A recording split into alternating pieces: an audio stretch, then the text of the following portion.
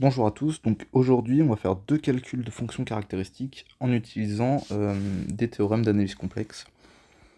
Donc ce qu'on va faire en premier, ça va être le calcul de la fonction caractéristique, que je vais abréger en FC, de la gaussienne standard. Gaussienne standard qu'on appelle aussi loi normale centrée réduite. Voilà, donc N01. En fait, si on calcule la fonction caractéristique de cette loi-là, on en déduit celle de n'importe quelle loi normale, mu sigma carré. On verra ça après. Donc pour rappel, cette fonction caractéristique, généralement on la nomme phi de t, elle est définie comme étant espérance de EITX, où x est une gaussienne standard. Donc, comment on va faire ça? On va introduire la fonction f, donc petit f de zx qui vaut 1 sur racine de 2pi, fois exponentielle moins t carré sur 2, fois exponentielle de tz. Bon, pourquoi Bon, a priori, le 1 sur racine de 2pi exponentielle moins t carré sur 2, ça c'est la densité de la gaussienne, donc on sait d'où il vient. Mais le exponentielle tz, bon, on va voir à quoi il sert. Et on définit je sais plus écrire. Bon, soit grand F de z, qui va être défini comme donc 1 sur racine de 2pi, fois l'intégrale sur R de donc petit f de zx dx. Donc ce truc-là, c'est égal à 1 sur racine de 2pi, intégrale de exponentielle moins t carré sur 2, exponentielle de tz, dx. Bon, en fait, qu'est-ce qui se passe? Première remarque, c'est que en fait, f de it, c'est exactement égal à phi de t, la fonction caractéristique. Donc, c'est ça qu'on va utiliser. Qu'est-ce qui se passe? Donc, on va essayer de calculer f de z quand z est réel. Parce qu'a priori, z, ici, ça va être un complexe. Ça va être un complexe parce que on va utiliser de l'analyse complexe. Donc, je l'ai pas écrit, mais ici, donc z est dans C, x est dans R. Qu'est-ce qui se passe quand z est réel? Bon, on écrit, hein, f de z, donc c'est 1 sur racine de 2pi, fois l'intégrale de exponentielle moins t carré sur 2, exponentielle de tz. Bon, c'était pas un t que j'avais mis, c'était un x, mais bon. dt. Bon. Comment on se débrouille? Bon, si on détaille vraiment les calculs, qu'est-ce que ça nous donne? Ça nous donne exponentielle de moins t carré sur 2 plus tz dt. Et là, l'astuce, c'est de dire que ce truc-là, en fait, c'est de mettre ça en forme canonique. C'est de dire que c'est moins, donc t moins z au carré sur 2. Parce que quand je développe ce truc-là, j'ai exponentielle moins t carré sur 2, plus 2tz sur 2, donc plus tz. Et ensuite, j'ai moins z carré sur 2, donc multiplié par exponentielle z carré sur 2, dt. Ce terme-là, il dépend pas de t, donc je peux le sortir de l'intégrale. Et il me reste intégrale de exponentielle de moins t moins z au carré sur 2, dt. Ok, bon. Et ça, comment je le calcule? comment je le calcule? Je vais dire que ce truc-là, c'est... en fait, ça, c'est la densité d'une loi normale, mais de moyenne Z et d'écart type 1.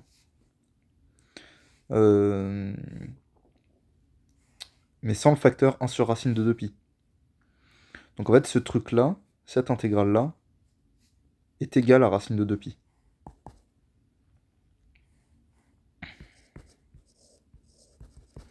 On peut le faire avec un changement de variable u égale t moins z, mais en fait, si on reconnaît que ce truc-là, c'est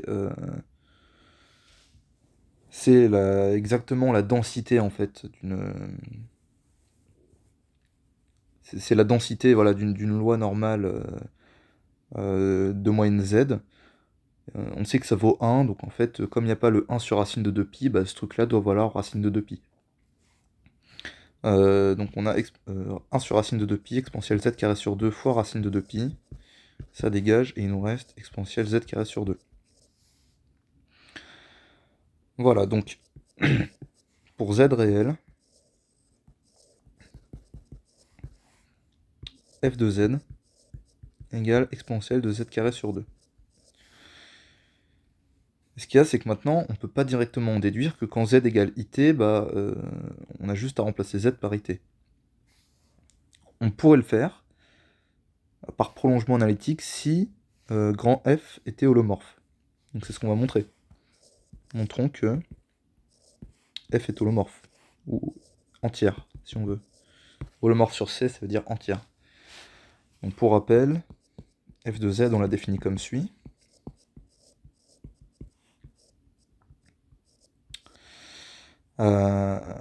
Intégrale de moins T2 sur 2.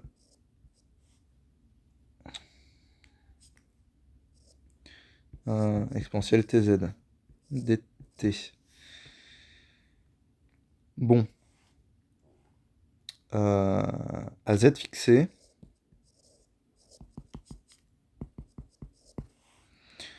la fonction qui a T associe 1 sur racine de pi exponentielle moins T carré sur 2 exponentielle TZ. Ce truc-là est mesurable. Car continu en fait. Hein. Bon. Ensuite, à t fixé, la fonction qui a z associe 1 sur racine de 2pi exponentielle moins t2 sur 2 exponentielle tz. Ce truc-là est une fonction entière. Et donc maintenant, en fait, il va suffire d'utiliser un théorème de domination pour montrer que grand F est holomorphe. Donc, soit K incompact de C. Et en fait, le théorème de domination, ça découle du théorème de convergence dominée, et donc je peux avoir une domination locale. C'est pour ça que je me restreins à un compact de C. C'est-à-dire que il existe un R strictement positif tel que module de Z soit plus petit ou égal à R. Donc c'est parti, donc du coup, intégrale sur R, donc de module de exponentielle moins T2 sur 2, exponentielle TZ dt, ce truc-là va être plus petit que l'intégrale de exponentielle moins T2 sur 2 fois exponentielle de TR dt. Et ce truc-là converge. Enfin, c'est bien intégrable, quoi. Intégrable, plutôt. Intégrable, pourquoi? Parce que, en plus l'infini... En fait, en moins l'infini, il n'y a pas de problème. Pas de problème. Et en plus l'infini, en gros, ce truc-là, ça va être du exponentiel de moins t, quoi, en gros. Non, toujours de moins t carré. Je sais pas ce que je raconte. Enfin, en fait, il n'y a pas de problème, quoi. Il n'y a pas de problème. Ce truc-là converge. Donc, quand f est holomorphe,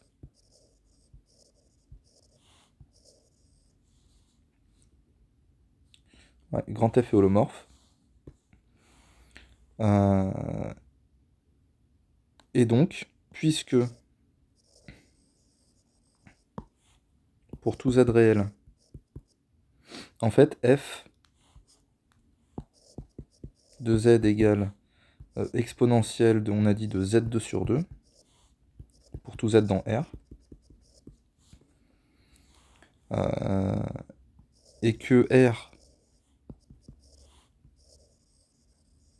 admet un point d'accumulation,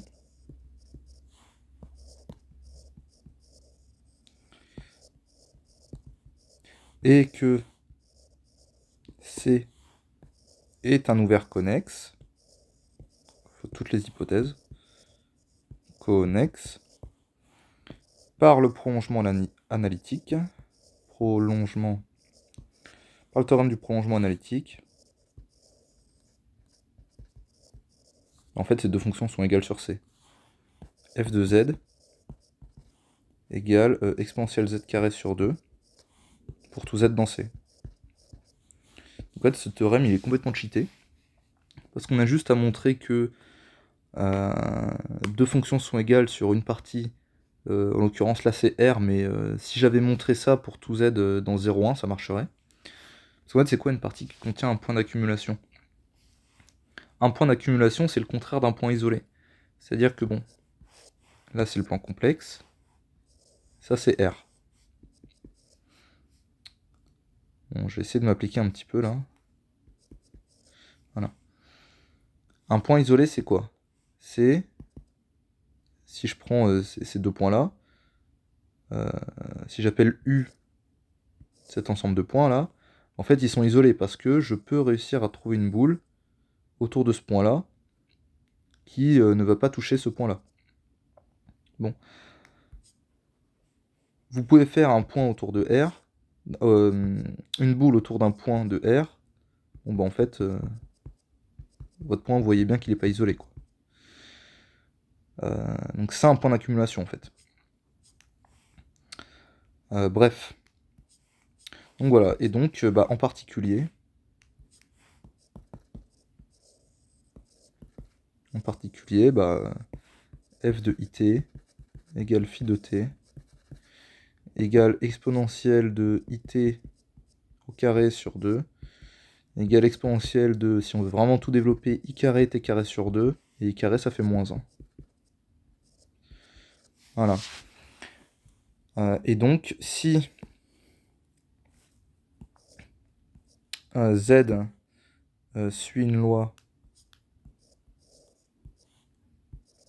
une gaussienne mu sigma carré, alors z est égal en loi à sigma x plus mu, avec x qui suit une loi normale centrée réduite.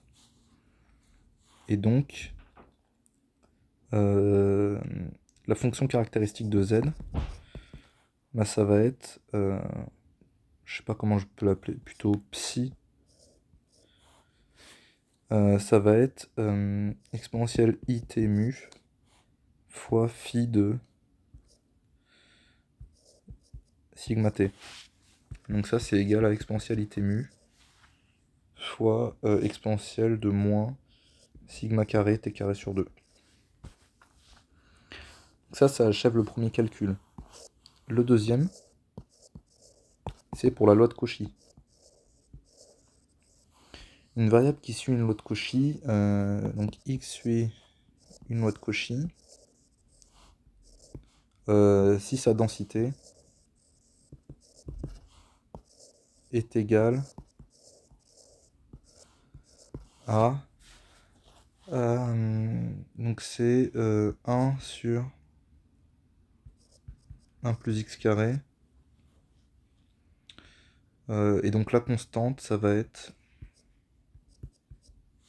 donc 1 sur pi fois 1 plus x carré. Puisque quand on intègre ce truc-là, en fait, ça nous donne de l'arctangente. Donc arctangente en moins l'infini, ça fait moins pi sur 2. En plus l'infini, ça fait pi sur 2. Enfin voilà, ça c'est classique. Hein. Je vous laisse le montrer. Et donc, bah, du coup, sa fonction caractéristique, ce serait intégrale de exponentielle itx sur pi fois 1 plus x carré dx. Bon, comment on monte ce truc-là? Et bah c'est parti, on va poser f de z qui vaut exponentielle itz sur pi fois 1 plus z carré. Donc là, c'est une autre méthode encore. C'est une autre méthode. Et donc, ce qu'il y a, c'est que... je vais plutôt l'appeler petit f. Hein. Voilà. On va intégrer f. Donc, f admet deux pôles.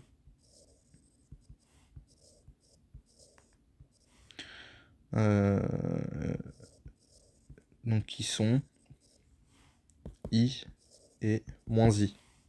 Puisque bah, z carré plus 1, c'est z moins i, z plus i.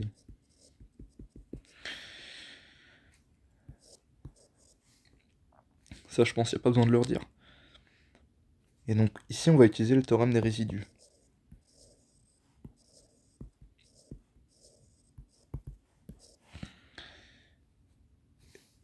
Pour utiliser le théorème des résidus, il faut qu'on choisisse un bon lacet. Et donc, le lacet qu'on va choisir, c'est donc notre point I, il se trouve ici. On va prendre un R suffisamment grand et on va faire ce chemin-là. Là. Comme ça, comme ça, comme ça. Qu'on va noter gamma R. Ouais. Gamma R comme ça. Donc, en fait, on va le séparer en deux, ce chemin. Gamma 1R, ce sera le segment moins RR. Et l'autre, on va l'appeler bah, gamma 2. Ce sera REIT pour T dans 0π. C'est l'arc de cercle. Hein. 0π. Et donc, bah, l'intégrale sur gamma R de f de z dz, ce truc-là, c'est l'intégrale sur gamma 1R de f de z dz plus l'intégrale sur gamma 2. Et donc l'idée, c'est de faire tendre R vers plus l'infini et de montrer que ce truc-là tend vers 0. Bon, qu'est-ce qu'il nous dit le théorème des résidus? Il nous dit que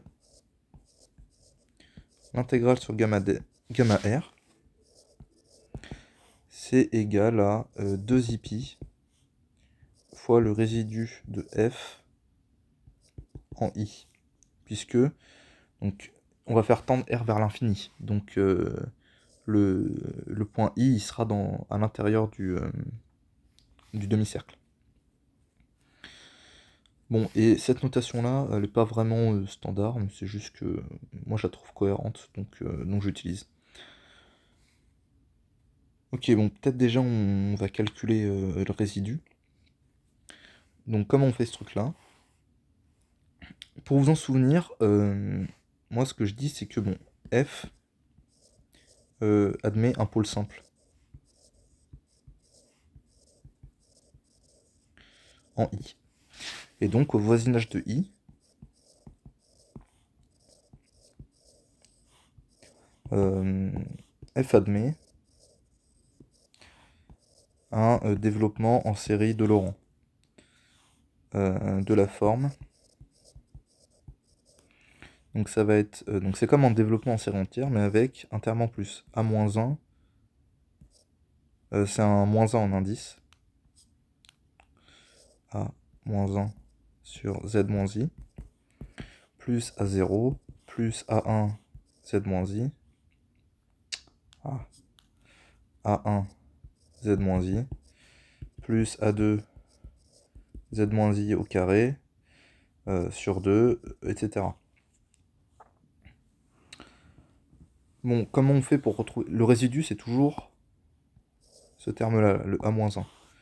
Donc ce qu'on va faire, c'est que on va multiplier f de z fois z moins i.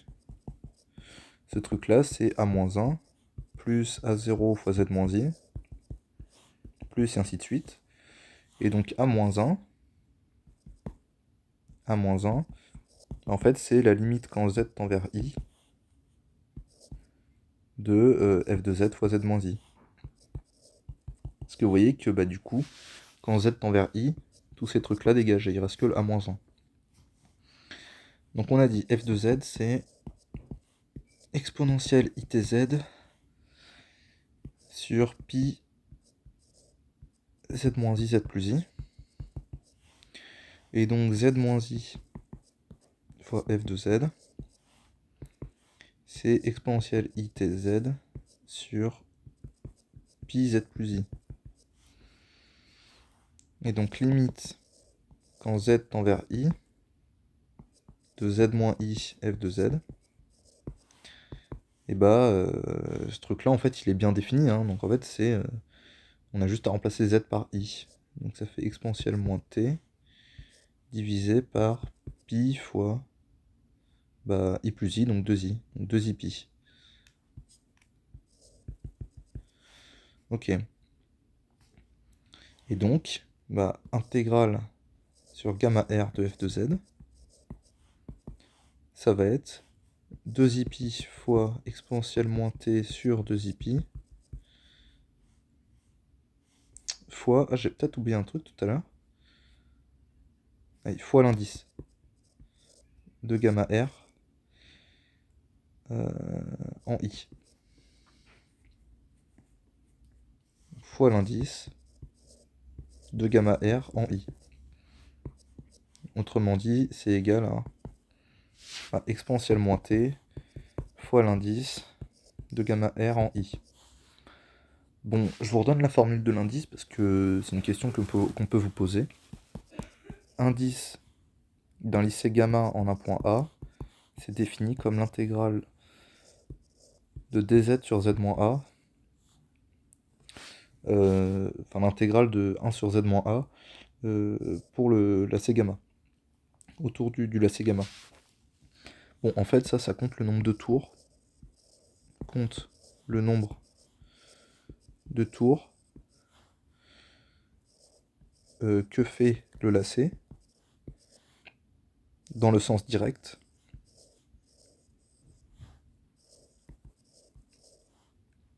Que fait gamma dans le sens direct autour de A. Donc vous voyez que notre lacet ici, notre lacet là, bah, il fait un seul tour de I, autour de I, dans le sens direct. Donc en fait l'indice c'est 1. Donc, intégrale sur gamma r de f de z dz, bah, en fait c'est juste exponentielle moins t. Bon, on a quasiment fini.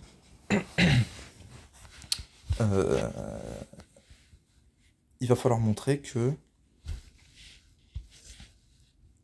intégrale sur gamma de r de f de z dz tend vers 0 quand r tend vers l'infini.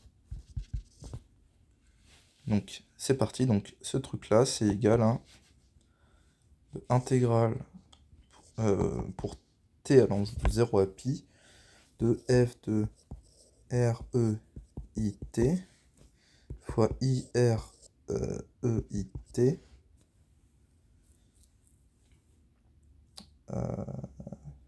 dt. C'est ça. Bon, comment on trouve ça?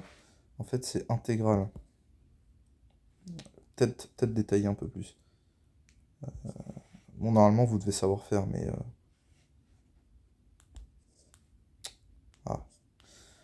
intégrale gamma de R de f de z dz.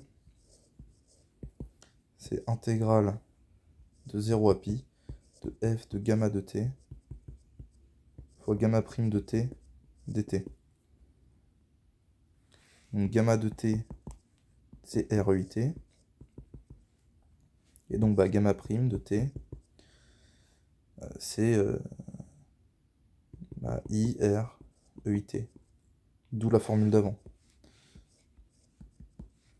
F de REIT, IREIT dt. Bon. Et ce truc-là, c'est... Là, c'est un peu pénible. Donc, IREIT fois donc exponentielle de... je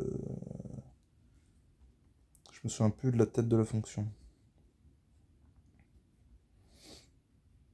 EIT, IREIT, voilà ça.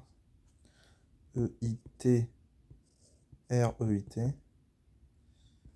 sur pi fois 1 plus REIT au carré dt. Bon, ce truc-là, c'est un peu chiant. On va essayer de simplifier. Donc REIT, c'est cos t plus I sin t. Sur pi 1 plus... Et là, c'est R2 EI E de 2IT dt. Si on simplifie, si on va vraiment au bout des calculs, ça nous fait exponentielle de I t R cos t fois exponentielle de moins t R sin t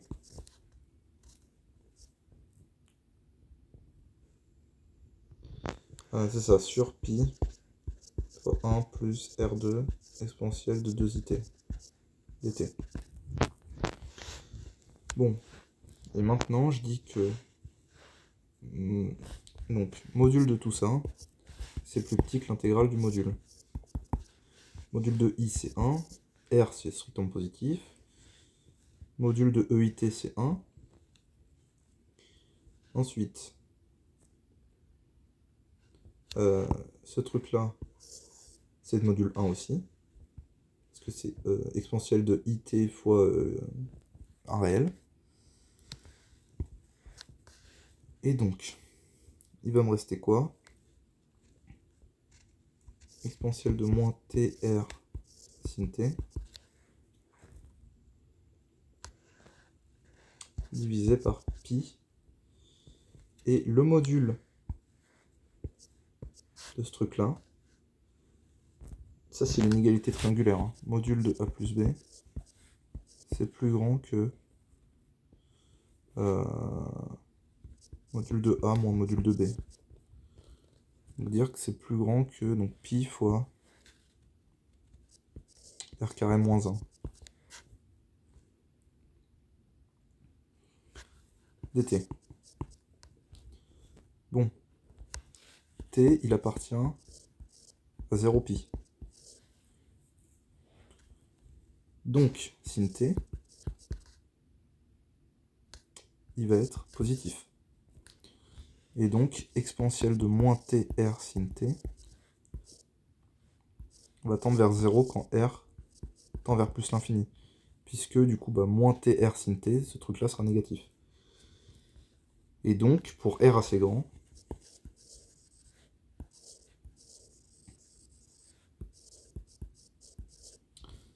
en fait, ce truc-là,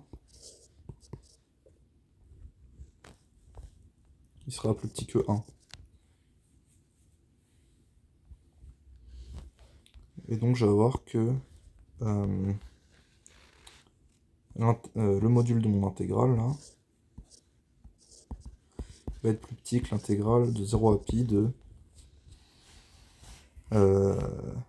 r sur pi r carré moins 1 dt. Et ça, c'est exactement égal à... en fait, ça dépend plus de t. Et donc quand je l'intègre entre 0 et pi, je multiplie par pi, donc c'est plus petit que r sur r2 moins 1. Et ça, c'est équivalent à 1 sur r, quand r tend vers l'infini. Et donc ça tend vers 0. Ainsi, est-ce que j'ai dit que t devait être positif?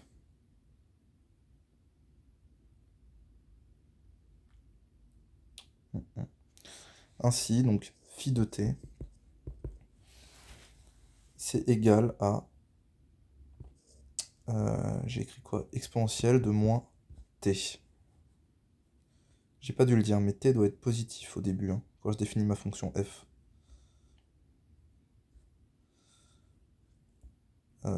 Voilà, ok.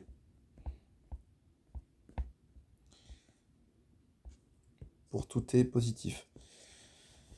Si on veut faire le calcul dans le cas où t est négatif,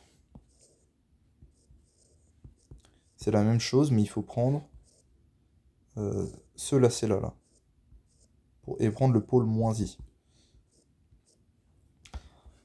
Donc c'est le même calcul, mais c'est un peu chiant de le faire. Donc l'argument qu'on va utiliser, c'est que la loi de Cauchy est symétrique. Autrement dit, sa densité est paire, quoi.